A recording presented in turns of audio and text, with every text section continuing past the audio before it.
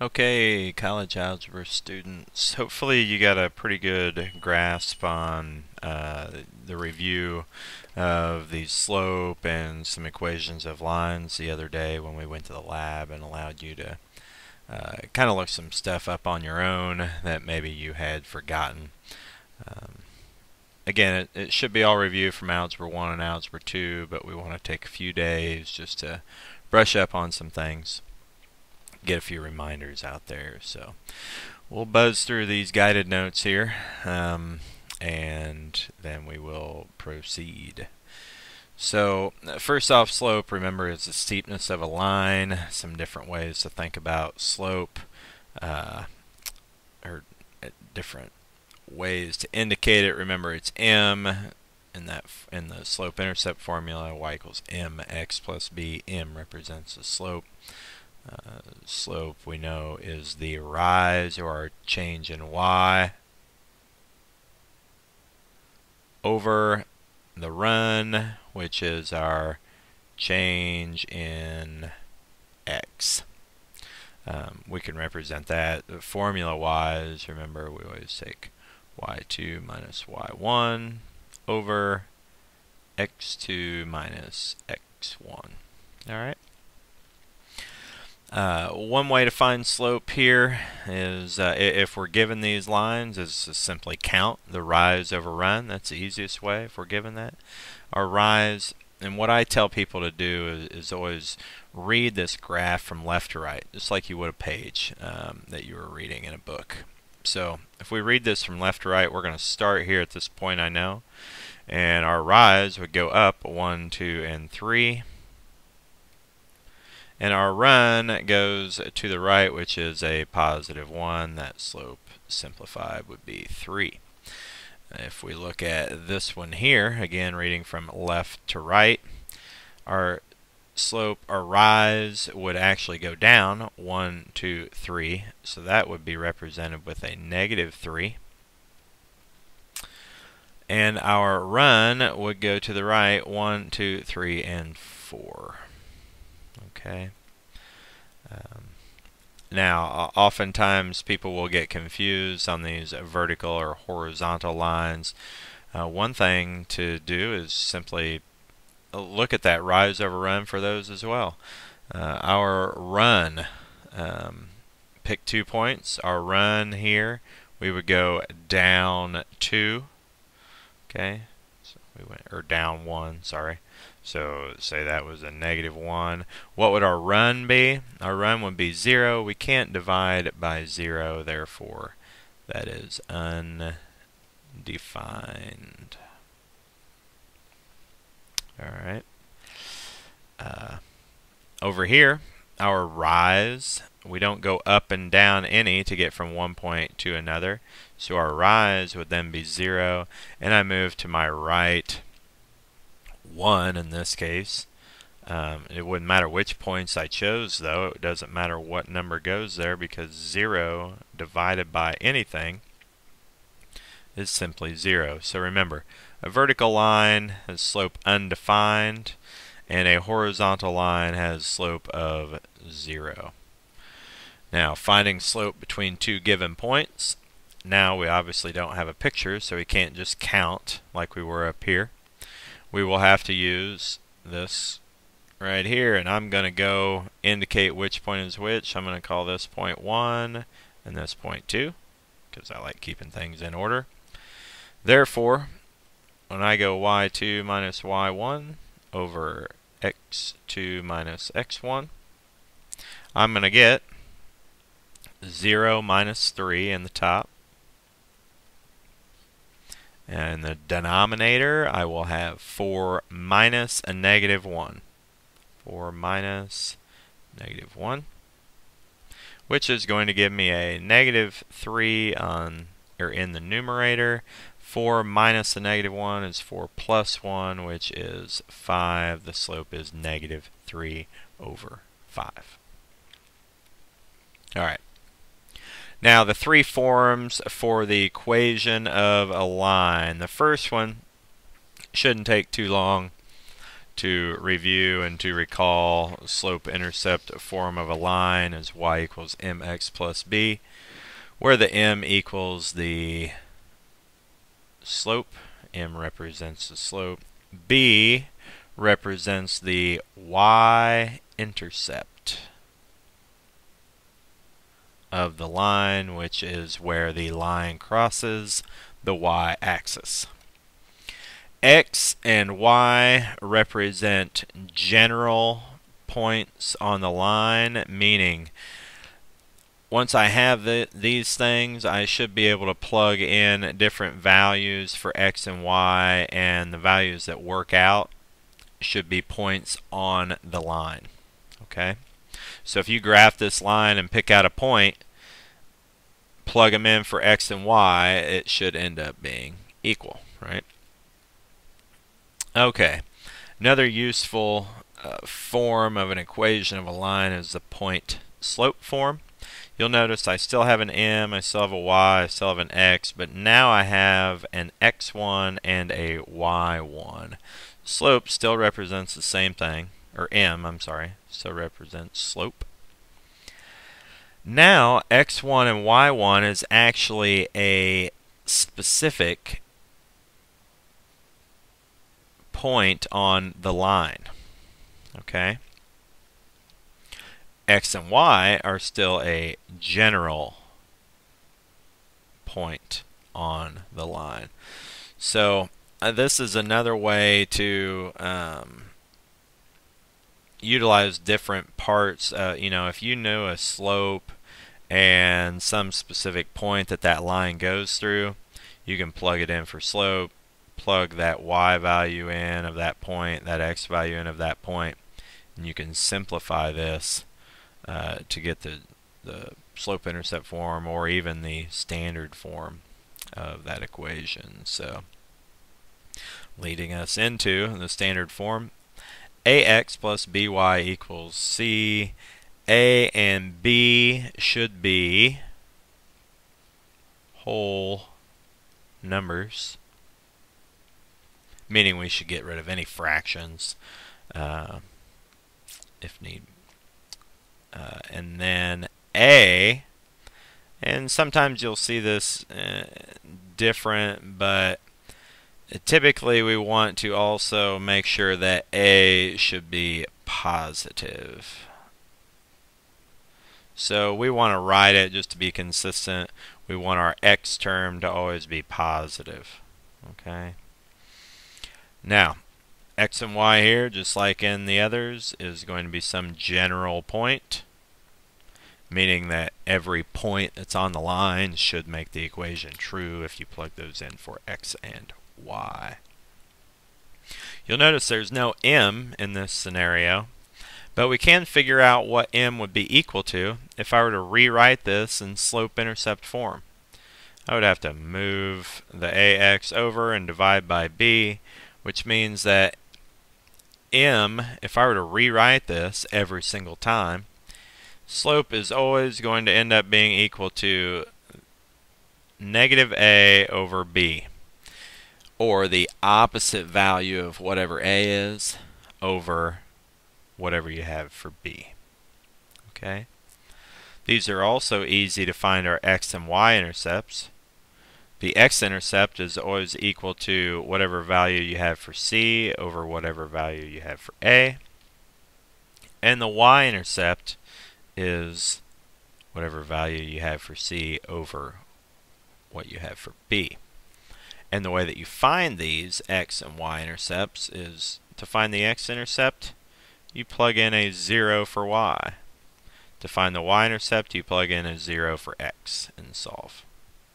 Okay, and we'll go through some examples here. Alright, so first off, we're going to find slope. A couple of these should be pretty easy. This is in slope-intercept form, so I should be able to identify right away that the slope is equal to 3. And remember, we always think about slope as being a fraction or 3 over 1 when we're counting the slope. This next one is in point slope form. So just as easy to identify where that m is. It's right there in front of the parentheses in point slope form. So my slope there is 1/2. Now, two ways to go from standard form to find the slope. First off, I could remember that information I just gave you, where slope is the opposite of what you have for A over B, and that would tell me that my slope would be -2/3. The other way you can figure that out is to write it in slope-intercept form, meaning I would have to solve for y. So I'd have to move the 2x over. So I'd have 3y equals -2x plus 9, right? All I did was subtract 2x from both sides. And divide by 3. -2/3x plus 3. Now that's obviously in slope-intercept form. My slope is -2/3. And that'll work every single time if you just want to remember that slope in standard form is -a over b. Alright. Now this last one, it's not really in any form that we are used to here, so probably the easiest way to solve for this one would be to go ahead and write in slope-intercept form. Start that process. 2y would equal 3x minus 4. Got that by subtracting 4 from both sides. And then y would equal 3/2x minus 2, which shows that slope would equal 3/2. The other thing I could have done is to write it in standard form. Because I could get it in standard form by just subtracting 2y over, right? So 4 equals 3x minus 2y. And we want to have standard form, we want to have the x and y over on the left, so I can just rewrite this. 3x minus 2y equals 4. And my slope formula tells me that should be -a, so -3 over b, which is -2. Negative over a negative gives me a positive 3/2. So either way you would choose to look at that one would be fine. Alright. Now let's go look at slopes of parallel and perpendicular lines. Again, not going to take too much time on this, as I'm sure you cleared most of this up last time when you were doing your own research. So, slopes of parallel lines, that's not an 11, that's parallel lines, are equal. Okay? But these lines do have different y-intercepts. If they had the same slope and the same y-intercept, then it would just be the same line. Okay, so if we look at two parallel lines here, and let's say the slope of this one was 1/3, then if they truly were parallel, the slope of that one would have to be 1/3 as well. Now, in a related matter, the slope of a perpendicular lines are opposite, or what we call, remember, opposite is the same as negative in mathematics, so you can call them negative reciprocals or opposite reciprocals. You'll see it written differently in different text materials.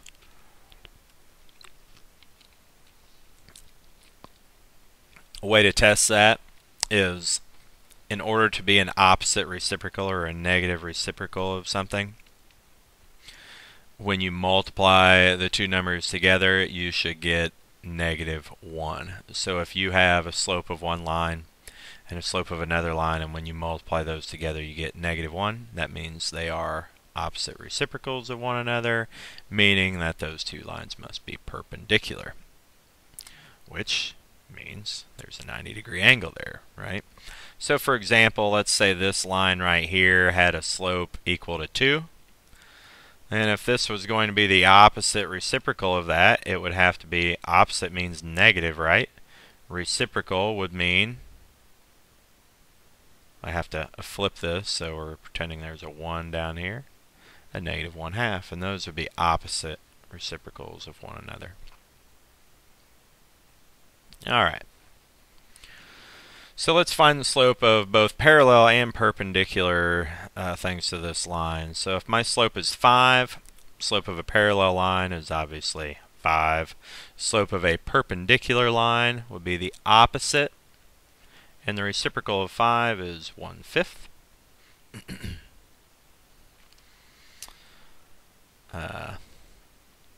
When you have a decimal for a slope, remember that we like to have slope be written as a fraction. So if you're having difficulty knowing what this is as it applies to a fraction, just say it out loud. What is 7/10? Well, 7/10. That's our fraction.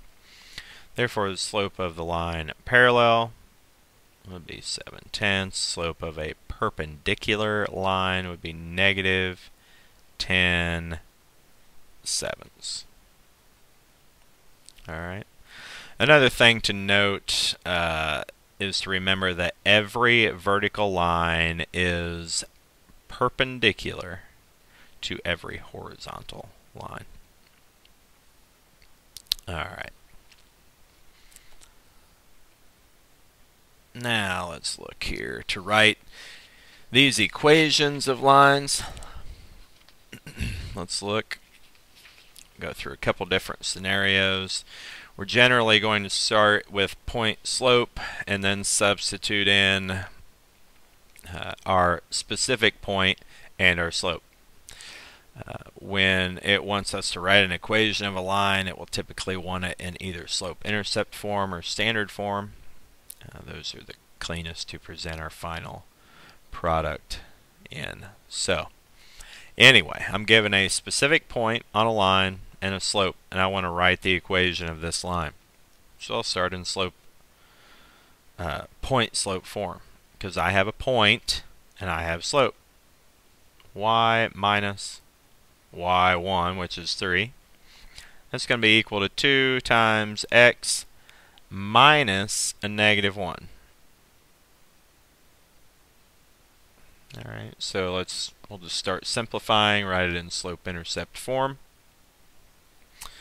Y minus 3 equals 2, x plus 1. I'll distribute.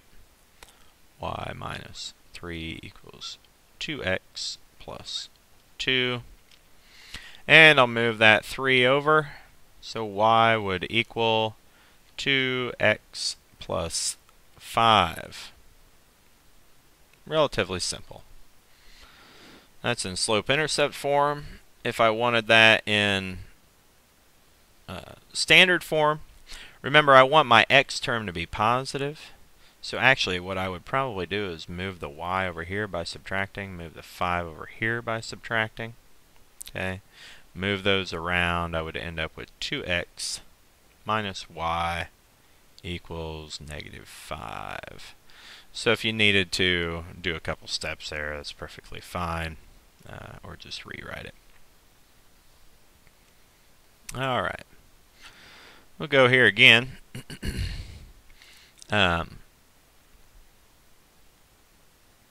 see here. Here's what I would recommend. For part B, you could do it this same way, or what would be easier is to recognize that, hey, this point is 0, 2. That's on the y-axis, therefore that's my y-intercept. So I can actually go straight to slope-intercept form of a line. And that would be slope-intercept form right there. Y equals 1/4 x plus 2. Now, to write that in standard form, the first thing I would want to do is get rid of this 4. So in order to get rid of this 4, I need to multiply by 4, but I can't just do it to this, I have to do it to everything. So I would end up with 4y equals x, because that made that 4 go away, right? Plus 8. Move a few things around. Move the 4y over there. I'd have x minus 4y. I'd have to move the 8 over there. By subtracting equals negative 8x minus 4y equals negative 8. Alright. Now, if I've got a line going through 2 points, the only thing I don't know here is the slope, so I'm going to have to figure that out first. So slope is going to be equal to 5 minus 3, which is 2, 1 minus 2, which is negative 1. So my slope here is negative 2, it appears. I've got a couple points I can choose from. I'll utilize one of those points. Doesn't matter which one, end up same answer, and put it in point slope form. So y minus, I'm going to use the first one just because it's first. Y minus 3 equals negative 2, x minus 2. Distribute and simplify. Y minus 3 equals negative 2x plus 4. So y equals negative 2x. I would add 3 to both sides, plus 7. If I'm writing this in standard form, I would simply add 2x to both sides. So I'd have 2x plus y equals 7. And the reason I'd move that over there is because, remember, I always want my x term to be positive. Okay. I've got another one here with 2 points. So the first thing I need to do is figure out the slope. Slope equals 3 minus 2 is 1. 5 minus 3 is 2. So my slope is 1/2. So I'll go right into point slope form. Y minus. I'm going to use the first point again. Again, it doesn't matter which one. Y minus 2 equals 1/2 x minus 3. Alright. So it says right here I want this in standard form. So let's work towards that. I want my x and y on the same side. So y minus 2 equals 1/2 x minus 3/2. I know that in standard form I want to get rid of the fractions. So right now I'm going to go ahead and multiply everything by 2. Okay, if that's alright with everybody. So I'll end up with 2y minus 4 equals, that 2 would make that half into a 1, so I'd have x minus that 2 makes that be minus 3. So standard form, I'd move the 2y over there and the 3 over here. So I would end up with x minus 2y. I would add 3 over here to get negative 1. Rewriting it, x minus 2y equals negative 1.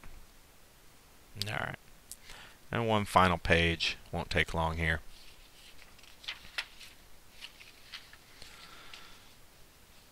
Slope is equal to 0 and a negative 1/6 is on the line. Two things you can do here. If my slope is 0, I can go ahead and put this into slope or point slope form. That's fine. Y minus 6 equals 0 times x minus a negative 1. So y minus 6 equals 0 times anything is going to be 0, right? So y equals 6. The other way to look at this would have been, just think about it. It goes through the point negative 1, 6, which I'm going to say is up here. That's -1, 6. And it has slope 0, so it's this line right there, right? Okay. I know that horizontal lines are always y equals a number. Therefore, I can just look at what my y-intercept is. It's 6, right? Because it's going to keep going through the same line. There, right there, that's 6. So I could just put y equals 6, but whatever you prefer.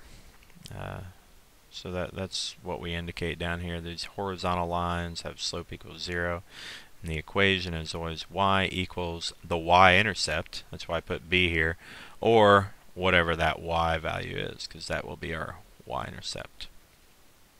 Likewise, a vertical line has an undefined slope, and the equation is always x equals whatever the x value is of the points that it goes through.